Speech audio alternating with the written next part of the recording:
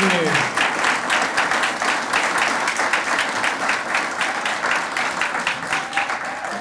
Speaking after Dan, I got to pull the microphone down just a little bit. And it was funny, the guy I replaced in the Senate was Jim Bunning. He was about 6'4", professional baseball player. And so he met me the first time and he said, "You looked a lot bigger on TV." And I said, "Tell me something I can do something about, okay? I can't do anything about that." But I want to thank Diana and the Maryland GOP for inviting me. I'm happy to support the Maryland GOP. I'm happy to hear and re-endorse Dan Bongino and say, get out there and work hard. Maryland, you need some victories, all right? Let's do it.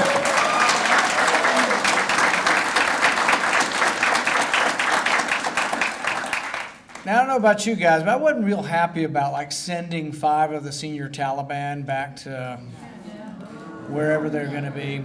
A third of the people who have been released from Gitmo go back to war. I also wasn't too happy when the president and Hillary Clinton all said, well, they're no danger to America. Does anybody believe that? No. There were 3 guys from Morocco who we released a while back, and they went back to Morocco for a while. You know where they are now? They're in Syria, and they're fighting, but you know who they're fighting with? The people we're supplying arms to. It's a little confusing over there. The only thing not confusing is the people that were at Gitmo are mostly bad people, and releasing them is probably not a good idea. So anyway, after we released these, I thought, I was down in Texas at the state convention, I thought, you know what? If the president likes to trade so much, I said, well, why don't we trade 5 Democrats for that Marine that's down in Texas?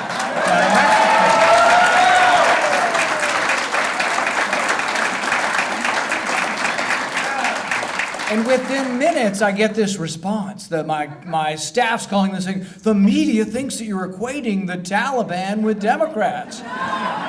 It's like, I thought jokes weren't to be taken literally. That was the joke. So anyway, my staff was really clever, and they sent out a tweet immediately to make sure everybody understood. Because they sent out this tweet, and they said, just kidding, except for Pelosi.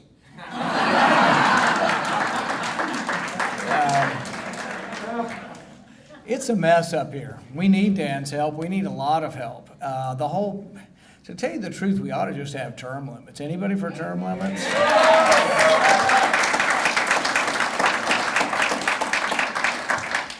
But I've got good news and bad news. The good news is, your government's open and functioning. You can be rest assured your government's open. The bad news is your government's open and borrowing over $1 million every minute. So in the next 13 hours that I'll be speaking for you, we will borrow a lot of money. $1 million a minute. We're borrowing $1 million a minute. It is literally out of control. And we say, well, it's just all those damn Democrats. It's President Obama, right? Well, no, sometimes it's us too. It's both sides. I mean, we passed something, we negotiated a settlement with the president. When in 2011, the debt ceiling was going to go up, we negotiated with him. We forced him to negotiate. Now he says he won't negotiate with a gun to his head. Well, he's not going to do anything good unless he is being negotiated with. But in 2011, we got something called the sequester. And the sequester really wasn't a cut in spending. It was a cut in the rate of growth of spending. Only in Washington is a baseline not flat. The baseline goes up 5% a year. So spending increases by 5% every year. And so we cut the rate of growth. They had it on television. This is government without doing anything. This was government under the sequester. We did it for about a year or so. Everybody squawked. Republicans, Democrats. Republicans said we're not getting enough for defense. We're not getting enough for military. Democrats said we're not getting enough for social welfare. The stories, 5 agencies said we will have to have furloughs. You don't have any government employees in Maryland, do you? They all said, oh, it's awful. We're going to have to lay off government employees. We have furloughs. They finally studied it after we got rid of the furlough. You know how many jobs were lost? 1. But the problem is the wrong one. You're right. But here's the problem. We do that, and yet everybody was so frightened by it, and it was starting to correct the problem a little bit, that we finally got rid of it. Republicans and Democrats came together, and they passed a new budget. And they played games with the numbers, which they always do, to say, oh, it didn't really increase spending. Well, it did increase spending by $63 billion in the first 2 years. Now, in the out years, the 8, 9, 10, 11, 12, I think the other things they did is they made a 12-year budget into 10 years, so they count the 11th and 12th year also. But the thing is it's unbelievable. Any kind of spending cuts after the first year or two are a fiction. They're just telling you that. The sequester was a 10-year plan too, and we lasted 2 years. So this is the problem, that we haven't been sturdy enough, and there are repercussions to it. $1 million a minute, $1 trillion a year.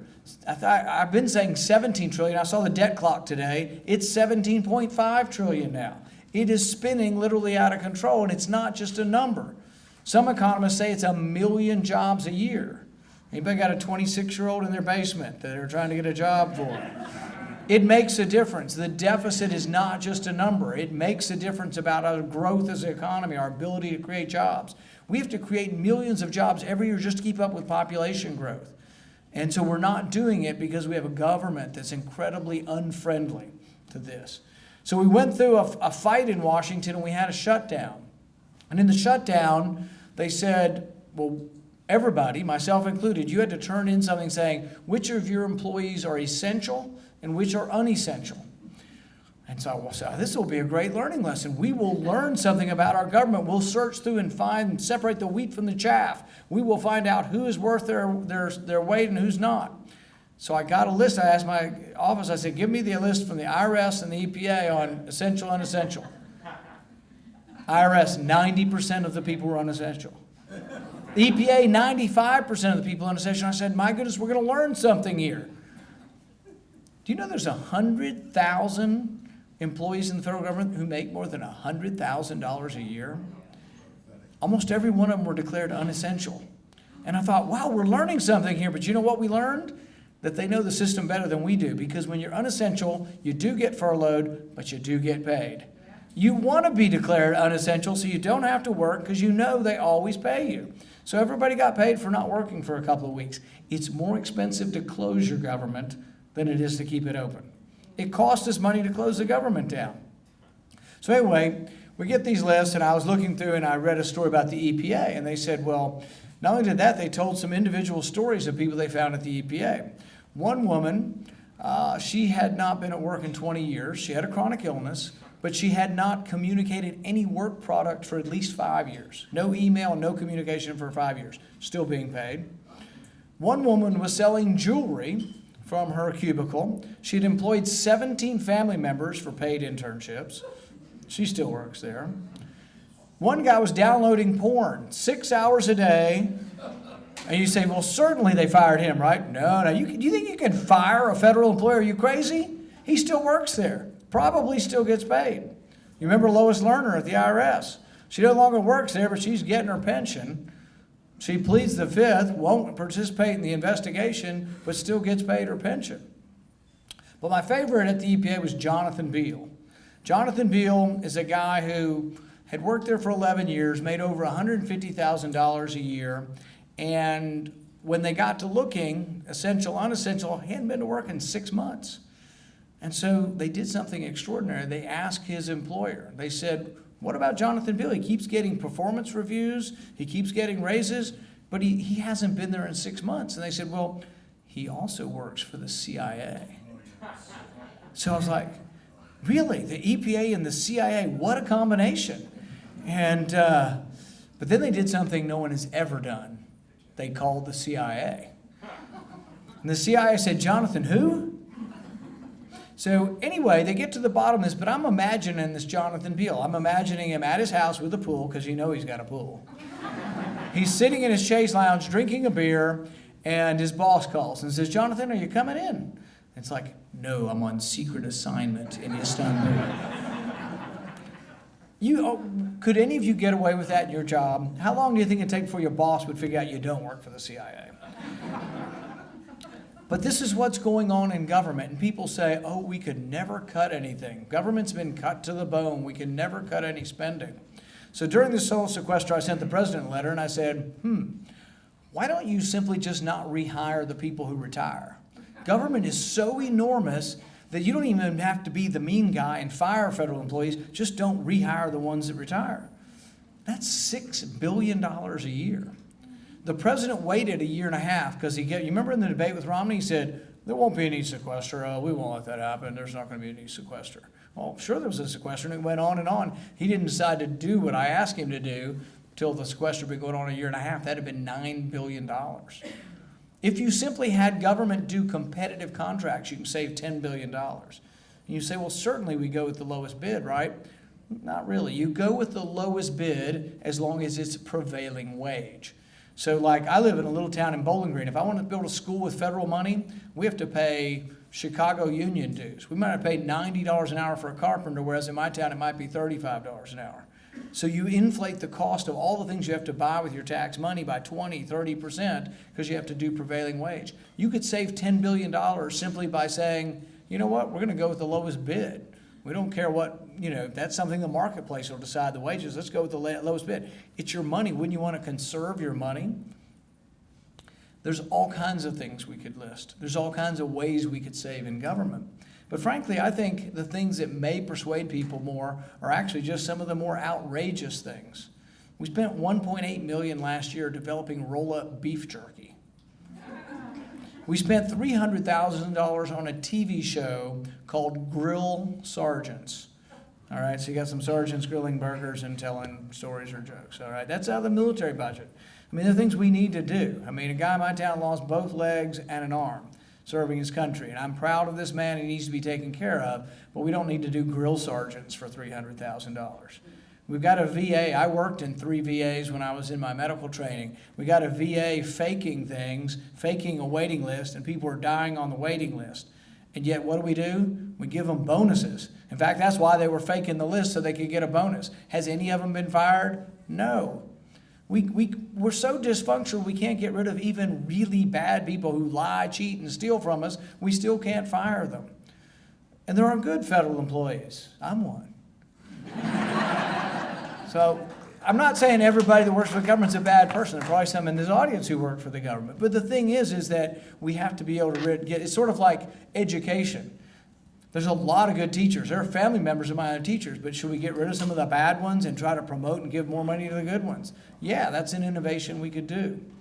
One of the things that I've been talking a lot about is that, and it's kind of like what Dan said, we say, people think, oh, we are against all education. I went to public schools, okay? My kids go to a public high school. I'm not against public education, but my kids all went to a good school. I went to a good public school. I had calculus, I had physics, I had chemistry too, I had biology too in high school. I had anatomy and physiology in high school. I was prepared when I got to college in a public high school.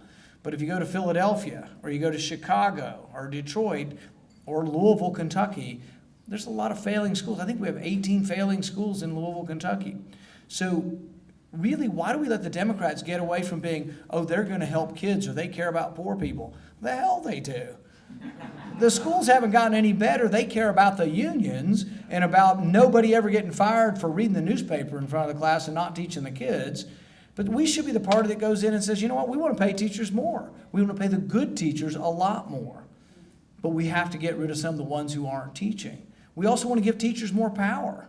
I'm for empowering teachers, empowering principals, giving school districts the ability to teach things in a different way. Charter schools are part of this. School choice is part of this. I'd have you choose any school. Now, not everybody's going to accept that. But even if it were just choices among public schools, that helps to make it better. But these are a way I think we can go into new communities where we haven't gone before. I traveled to Detroit last year. You know what percentage of the vote Republicans get? You think Maryland's bad. Republicans got 3% of the vote in Detroit. And so this shows you that I have a real belief in the glass being half full. So I go to Detroit and I speak to the Detroit Economic Club and I tell them about an idea I have. And my idea to help Detroit is economic freedom zones. It's kind of a little bit about what Jack Kemp talked about. He called them enterprise zones, but I call them economic freedom zones. And I say they're Jack Kemp's enterprise zones on steroids. Because some people say his didn't work as well because maybe they weren't dramatic enough. That maybe they did a little bit to help it. Some people measured them, some places they worked, some places they didn't. So I said, look, let's make them dramatic enough that they help. So what I would do is I would lower the personal income tax to 5% in Detroit, the corporate income tax to 5%. I would lower the payroll tax, so poor people who don't pay income tax would get a break too. 2% is for the payroll, 2% for the employer part of the payroll. I'd get rid of the capital gains tax. I would invite people who had $50,000 from anywhere in the world to come and locate in Detroit if they'll create jobs. There would be some requirements about hiring locally to try to get some people to come and hire people who lived in Detroit. But I have a plan. What's the plan? Have you heard the president have a plan for Detroit? Have you heard the Democrats have a plan for Detroit? Yeah. And this is a different kind of bailout. It isn't Maryland bailing them out. It isn't Houston or Kentucky bailing them out. It's Detroit bailing themselves out by keeping their own money. And the thing is that it's consistent with what we believe in. It's a stimulus, and let's just call it a stimulus. But it's not a government stimulus. It's people being stimulated by keeping their own money. And it's a big difference, because if I'm government and I tax you in Maryland and then I take it to Detroit, I have to decide who to give it to. So if I give it to Mr. Smith and say, hey, you'd be great at making a Pizza Hut or starting a Pizza Hut. Well, 9 out of 10 times I pick the wrong Mr. Smith, because how do I know if he'll be any good with a Pizza Hut? But if you give back some of their tax money, democratic capitalism is every one of us voting every day. There are people in your community who have a store or a restaurant. They're only successful because you go to their restaurant and you buy their stuff voluntarily. So if we give them some of their money back, I'm not giving it to a random person. I'm giving it to someone you've already voted for. You've already voted for their business. And as a consequence, you may have money that actually works and actually does create jobs. You remember the president gave nearly $1 trillion stimulus of government money that he switched around and gave to people? The problem is, I think somebody said the average was $400,000 per job created. So it wasn't very effectively used. And then he gave it to a lot of really rich people. It's like, how did we get tarred as being the party of rich people when he gave a loan? How did he win again? He gave a $500 million loan to one of the richest men in our country to build solar panels. Turned out nobody wanted the solar panels and he went bankrupt. We lost $500 million. Who was that? The middle class. They care about the middle class. The hell they do. They take your money and they give it to rich people. One of the biggest items we give up here is corporate welfare. We give $20 billion in corporate welfare up here. Now, some Republicans are coming around to this Ex-Im Bank. If we've got to be the party that has tough love, and we are sometimes, we shouldn't have 46 million people on food stamps. Should we have a safety net? Yes. I'm for a safety net. Let's help those who can't help themselves. Let's help those who are not able-bodied. For those who are out of work, let's help them in a temporary fashion and encourage them to get back to work. But if we're going to be the party who has that kind of tough love, we need to have zero money for corporate welfare. We need to zero out these big corporations. They shouldn't be getting a penny. And I think if we did that, then we'd be looked at as more the party that's willing to stand up for the middle class and those who are working. I got involved with the Tea Party movement because the thing that upset me was the bank bailouts. It upset me that as a middle class person, I was having to send money to New York to bail out people who made mistakes in their banks. It also annoyed me, and I'm all for people making money, but a guy that makes $100 million a year or a woman that makes $100 million a year, their bank goes bankrupt, then they get another $100 million next year. They never miss a beat. Or we hire them in the Treasury Department, then we send them to the Federal Reserve, and then we send them back to New York, and then we send them back to... It's a revolving door among these people, and they're using the rest of us to enrich themselves.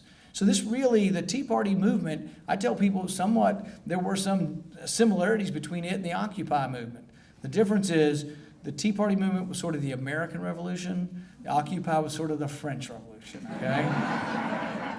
Also, the difference was we bathed at the end of the day and went home. And we went to our job the next day. You know, we weren't living in our parents' multi-million-dollar condo in New York City somewhere. This country has so much greatness in it, so much, it's just sort of pent up, not only wealth, but greatness. We were founded on the greatest principles. And we are the richest nation in the world, but we're also the most humanitarian nation in the world. So I tell people, if you're a liberal and you want to help people who are downtrodden, you got to believe in capitalism. Go ask Castro for a donation to your charity. You know, ask a doctor in Cuba to help you with something. They make like $1,000 a month. They're destitute. They make less than government employees down there. And as a consequence, I think Castro flew to Venezuela for his surgery. Or you go to any country that has socialized medicine, they'd rather come here. That is until we completely screw up ours as well. When you had people with cancer in Canada, they'd come down to Boston. You know, it used to be in my little town in Bowling Green, we know at least 10 people that went to MD Anderson for cancer treatment. They were ordinary income people, but they had jobs with decent insurance. So 85% of the public had insurance where they could go to MD Anderson and get their cancer treatment. Senator Coburn from Oklahoma has been getting injections down there. If he gets them at home in Oklahoma, it'll be $33,000 every time he goes in. MD Anderson's no longer in network. I cannot tell you all of the stuff that's going to come out of Obamacare. They've given people free insurance. Great, that's access. But they've given them insurance that's free and subsidized by those who are working, and it's got a $6,000 deductible. Do you think someone who can't buy insurance is ever going to pay a $6,000 deductible? The marketplace could gradually develop higher deductible policies. It's a good evolution of the marketplace, but taking someone who cannot buy insurance and giving them a $6,000, they're not going to pay. But they are going to feel like I have my card, I can show up. So guess what? You're going to encourage people to go to the doctor, but they're not going to pay. We're already seeing hospital employees being laid off in Kentucky. The hospital around the corner from us laid off 50 people. These are real people with real jobs who had insurance. They're going to lose their jobs and insurance, then they're going to be on Medicaid as well. It's going to be something that I don't know how we're going to pay for. And in the end, there'll be so many unintended consequences that I think we're going to be talking about this 5 and 10 years. And then somehow they tar us and they say, oh, well, you won't compromise. They didn't compromise a bit on Obamacare. It was passed with only Democrat votes in the House, the Senate, and the President. They don't ask us our opinion. On immigration, they don't ask us our opinion.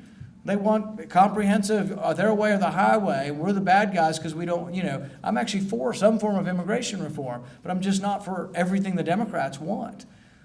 We also have to be conscious of we've got a disaster on the border down there now. 60,000 kids down there. And the thing is, I have compassion for them. I like what Glenn Beck's doing. He's taking food and water down to them and trying to take care of these kids. But you shouldn't be flying them to California. You should be flying them back home in a nice way, making sure that someone takes care of them at home.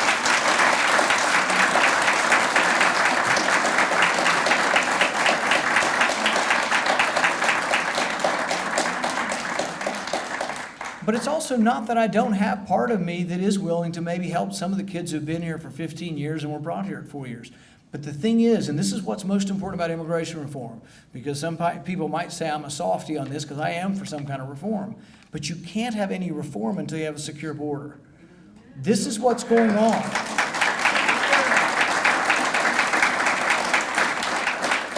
So we've got a couple of problems. No security of the border, but we have a beacon.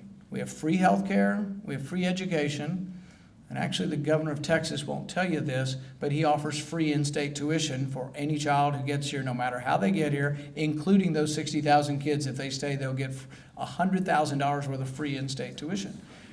You can't do that for the whole world with no limit. Anybody who comes to the country for the next forever gets free in-state tuition in Texas. So you can't, you have to have a secure border. Then could you have some forgiveness for those who are here? I'm all for finding a place for people who want to work. Work visas, allowing some of that. Not everybody's going to agree to that, but I think we could do something. But I won't even vote for that unless we get the border secure first. You got to have the border secure first, because if you don't, it's sort of like this. If I told you somebody in the audience was in the military and got wounded, but it turns out their legal status isn't, don't you have sympathy for them? They fought for our country. Wouldn't you want to try to find a place for them? Yes, but you can't tell all of Central America or all of South America they can join our military and then you can become a citizen, because then everybody will come. I saw a Pew study the other day that says 700 million people will come. Well, we can't accept 700 million people. But at the same time, there is some sort of in-between position on this that doesn't show hostility to immigrants. My great-grandparents were immigrants. I mean, we do need to be conscious that many people are coming for the American dream. They do want to work in our country, and that there might be some sort of in-between solution that could have. But we aren't the ones refusing to compromise. The president wants his way or the highway. The Democrats say, give us everything or nothing. So I think there is some ways that we can work with the other side. I'd like to close with one or two other things where I have tried to work with the other side that could help us this year. There's $2 trillion worth of money overseas. American corporations have earned it selling stuff overseas. Many of them would like to bring it home, but we tell them it comes home at 35%. Apple borrows money at 2% rather than bring it home, and I don't fault them. They're a great American company. They're one of the biggest taxpayers in our country. They employ hundreds of thousands of people in our country. They make a lot of money overseas. You want to bring it home? Make the tax code better.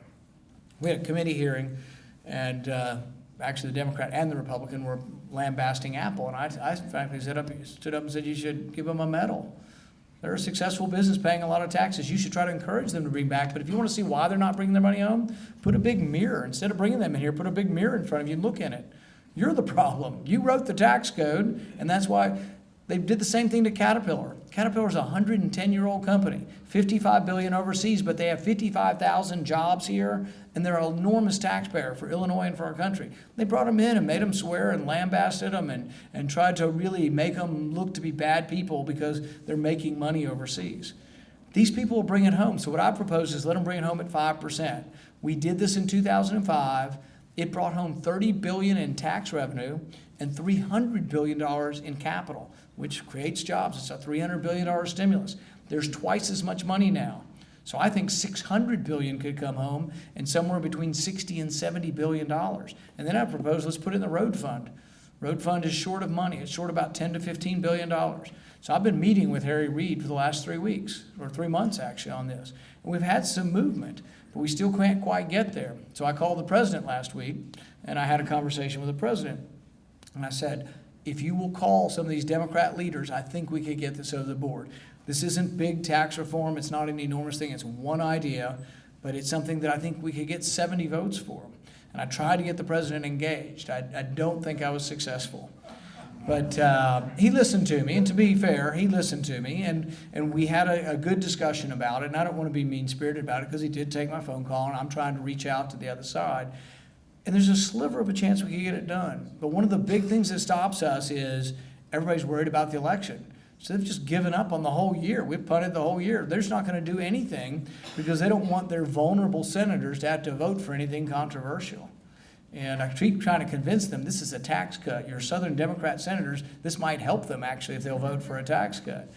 But there are things we can do like that together, and some of it is, I think, and I do try to do this in my life, and that is to be personally and professionally nice to people from the other party, but also from my party as well. You are a small party in Maryland. You need to get along. You don't agree on everything, but you need to get along. I tell people my wife and I don't agree on every issue. We might be 9 out of 10. Maybe we're 8 out of 10, but we get along. We try not to talk about the 1 or 2 out of 10. And that can be the same in your party, too. If there's a Republican candidate you don't like, be quiet about it and don't go support them, but don't say anything about it. Go support the one you like.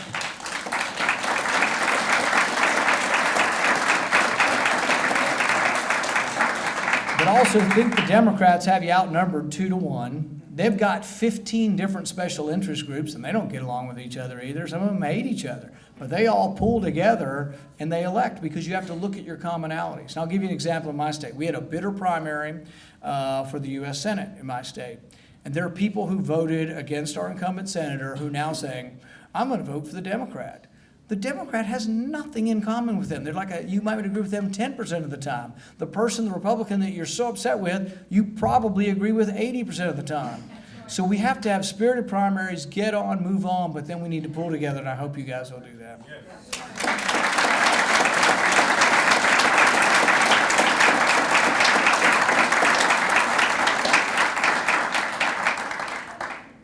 In the end, though, we will win again when we're an optimistic party, when we present our message with optimism, enthusiasm, how it's going to help people, not how it's going to hurt people, not with a malevolence or an uncaring nature. We need to care about the poor, the downtrodden, the unemployed. We need to have solutions. It needs to be about whether the Republican solution works better or the Democrat solution works better. It doesn't mean to be about we care and they don't care. If it's that, no one's ever going to listen to your policy decision.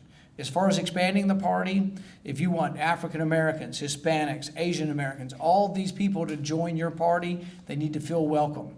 Until they feel welcome, they're never listening to your argument. And so this is part of how we get our party bigger. We have to be the party that is going out and having solutions. You got to show up places. And we're going to continue to try to do that. But I always think about, when I try to think about how we should present our message, I think about Robert Henry, who's a painter, and he said to young painters, he said, paint like a man coming over the hill singing. And I love that image.